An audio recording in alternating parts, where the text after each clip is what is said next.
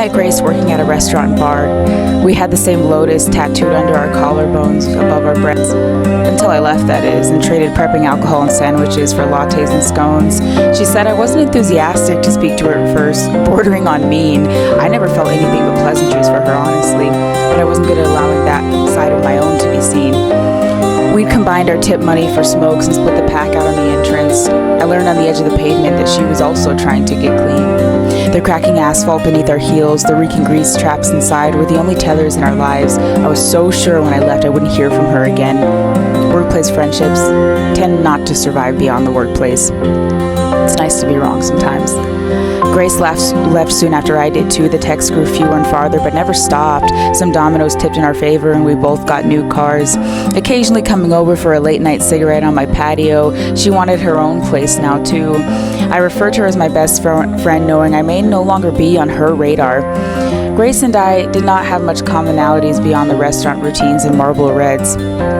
But our mothers were a sore subject, her own passing before she could get clean. I felt too privileged that mine survived to tell the tale, a rarely spoken about but indomitable thread. Grace has an affinity for dream catchers. My own mom has lost much of her hand strength but still manages to craft dream catchers. I wanted them to meet, but they never did. My mom is sick now.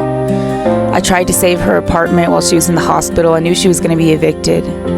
She survived her addiction, but not its long-term consequences. The disillusionment of ridding yourself of drugs just to be greeted by cancer, diagnosed right before my son's birth, her first grandchild. I posted pictures all over the city citing my mom needs your help. She was evicted. She moved in with my eldest sister, ashamed, like she had failed this life and the next. Her grandson is 5 now. She's made it this far, but this year is prognosed to be the last. There's talks of hospice amongst her doctors. I can't bring myself to respond to Grace's text. Not today. On Mother's Day. The holiday is too real for both of us. But Grace called. Come outside. My son Genesis and I took a late night walk with her. She said she's lonely in her new apartment. Well, let's see it.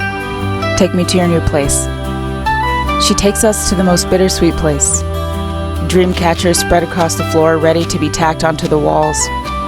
My God has a propensity for the irony. My son, who I aptly named to represent the beginning, taught me a green light for one person is a closed door on another. This is the first time my best friend met my son. She showered him in hugs and kisses in her new home.